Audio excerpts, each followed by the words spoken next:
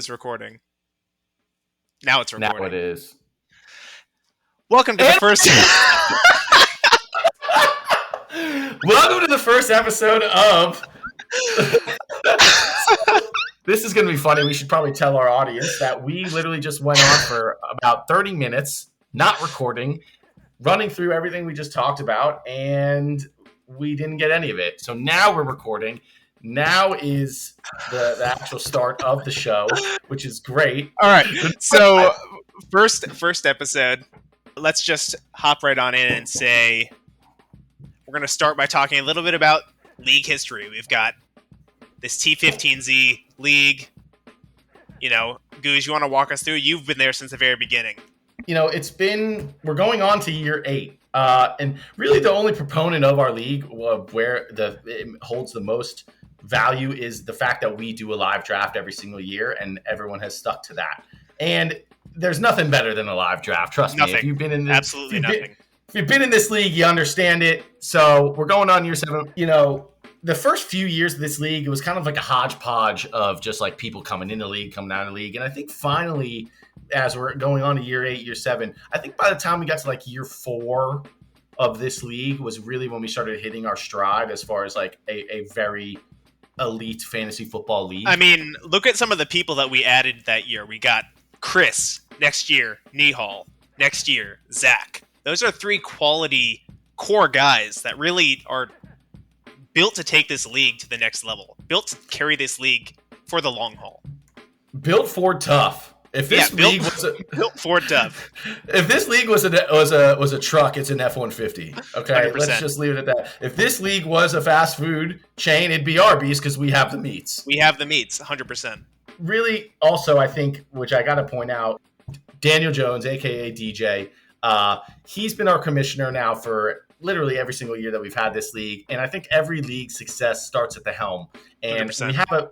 we have a mix of like a Roger Goodell without all the shittiness, an Adam Silver with all the goatness, and then you can't sleep on Barry O. If you took those 3 people and put them together, you have DJ. Put them together, put a 49ers hat on them, and boom, you got DJ. How good is the league, honestly? I mean, coming from you, it's like league. It's in such a good place too. It hasn't felt. Listen, I'm going to be honest. It hasn't felt this good, you know, honestly, ever. And now that we're going on to year 8, it's just like we've added so much good stuff. And let's transition. Let's go into last year, right? We just had an unreal season. Season. And I have the graph up of, you know, how everyone essentially did based on total wins versus the league.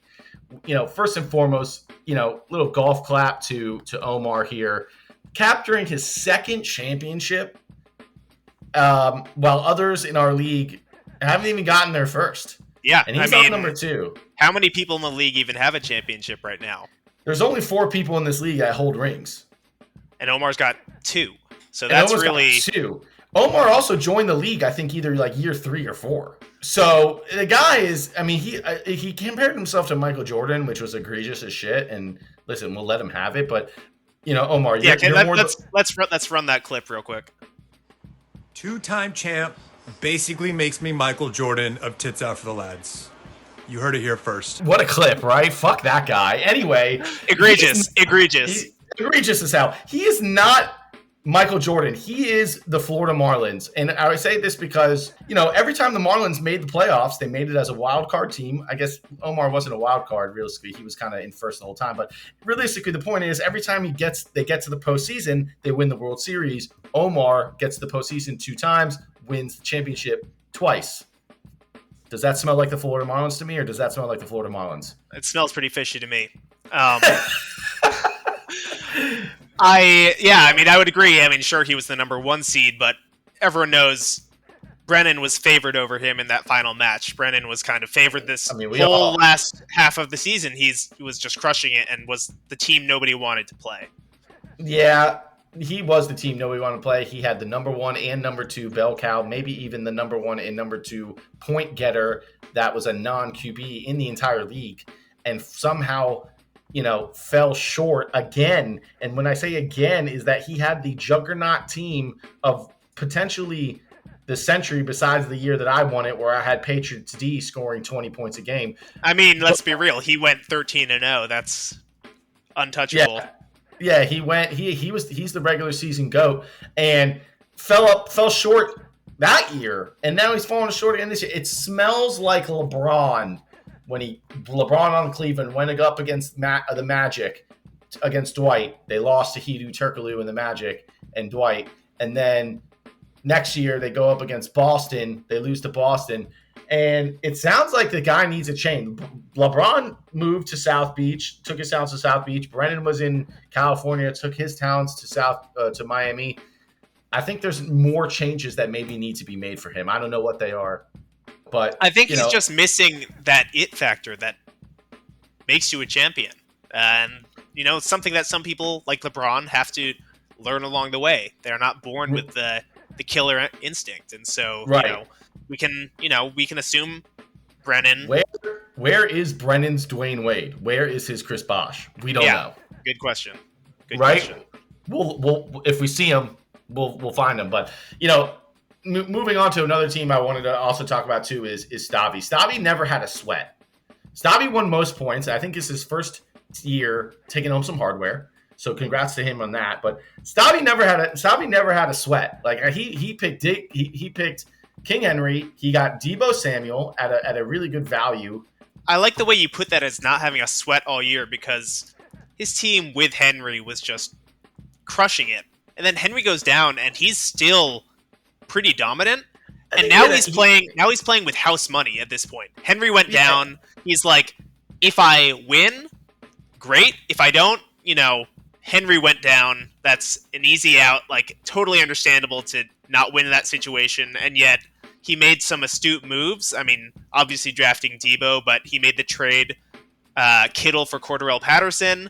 That just in time to pick that guy up. And then all of a sudden, that's full utility guy. He really only had like a down-ish slope in between like weeks 8 and 10, which is like that's probably the best time considering where his team was. Probably the best time for him to have a little bit of like a downward spunk. So let's talk a little bit about your team now.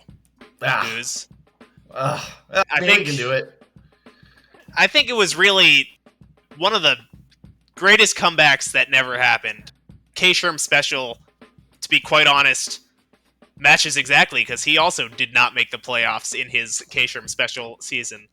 I don't think anyone has actually started a year so poorly like as mine and then made the playoffs. I think I started 0-6 and I didn't get my first win till week 7. Although, really, if you look at your wins versus the league, though, you were never that bad. You were hovering at around 500. So 0-6 was a drastic misrepresentation of what your team was actually doing week over week. Yeah, my team was, again, not much to talk about realistically with my team other than the fact that I started horrendously slow and made a roaring comeback to, I think, either 6-8 or I think it was 6-8, and I wasn't able to make it. But, going from my team, looking at my team, and then going to your team, your team was America's team. It really was. Again, America's team is the Cowboys call themselves America's team, and coincidentally, you had Zeke and Pollard, the backfield of the Dallas Cowboys. That's true. Not a coincidence, I think. And not to mention, Cooper Kupp is your all around all American lunch pail guy. Leaves it all on the field. So. Number 10 on the field, but number 1 in our hearts. Yeah, it's not 100%. Cooper Kupp. Then I was rooting for you. I thought this was your year, to be honest, but obviously things happen and Omar gets a second ring, which is whatever. So we already talked about B-Boy's monumental choke. B-Boy, but B-Boy's team. Adam's team was good, not great. It was fine. That's all I really have to say about it. Very forgettable season. I'm sure he feels the same way. He had Joe Mixon and I don't know what else. That's it. Yeah. And I feel the same with Rich. Rich's teams, I always look at Rich's drafts. I'm like, man, he always gets good value out of his certain picks, and he always gets good guys. But some of them never really come to fruition for him. And then Saquon this year, like he drafted him with his first pick and then didn't even start him for 4 weeks. I think that was definitely a questionable pick, but I think also maybe it's a homer pick, and maybe he was hoping that the Giants wouldn't be as abysmal as they were. But I do want to transition here to one of the biggest collapses I've seen in a while, and that's Nihal, because Nihal was last place in our league last year. So realistically, the only place he could go from last year is up, and he came out firing. I mean, his team looked like a real team that was just, all right, we got to keep an eye on him. And then by the time we get into the later part of the season, it just kind of everything just folded for him. It did. I mean, he won bitch tax week 1, 0 to hero. He was coming out hot, just really crushing it.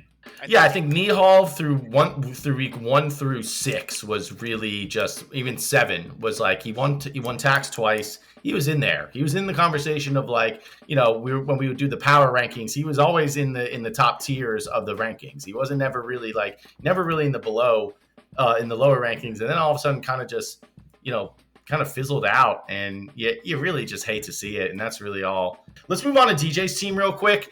I felt like his team was doomed from the jump, and I think he knew his team was doomed from the jump, even when he got in Miami, when he got first pick overall. I think he knew he was handcuffed into taking CMC. He never wanted to take CMC. He did not. But it was just one of those things where you're just like, okay, I'll take him. And then, you know, lo and behold, the guy stinks, and DJ's team, turns into we got a whole cluster of 3 teams here that are all pretty much performing the same terrible way the whole season long. We got DJ, we got Zach, and we got Chris, and none of them were ever considered a threat to make the playoffs. Zach had a good team until Gus Edwards goes down and totally changes the trajectory of everything he had to do with his run game. And then he made the worst trade in human history with not ever seeing Jamar Chase play a single down, and giving up and trading Jamar Chase for Le'Veon Bell, who I didn't even know Le'Veon Bell was even on a team. So I just pulled it up. We got Le'Veon Bell got 3 rushing attempts and 3 receptions all year. So with what team? Tampa Bay. Jesus, apparently. He's not even on the Ravens. Okay, my point exactly. He was supposed to maybe take the starting spot for Gus Edwards or whatever, and no. Anyway, Chris's team. Nothing really much to say. He missed the draft. He stinks. His team stinks. That's what you get. Lyle, you missed the draft for the third straight year in a row. You know. Yeah, I think this year Lyle's horrible performance was the perfect conjunction of bad luck, bad management, and just the bad karma for missing the draft. Yeah. So I wanted to pivot now to talking a little bit more tactically about the draft. So you pick one guy. You get first pick, and the draft is right now. Who you taking? Fuck. I like JT. I like JT a lot. I think JT is I think he's your safe. He's safe. I think he's safe for me. I think he's safe for everyone else, because the Colts are going to strengthen their offensive line, obviously, because they need to protect him. Carson Wentz stinks, and they're going to game plan around how Carson Wentz could be more successful, and how do you do that? Hand the ball off to JT. Fair enough. There you hear it, folks. So let's move on to the last topic for our show today. And this is something that could possibly become a fan favorite. We're talking about the Boot Watch.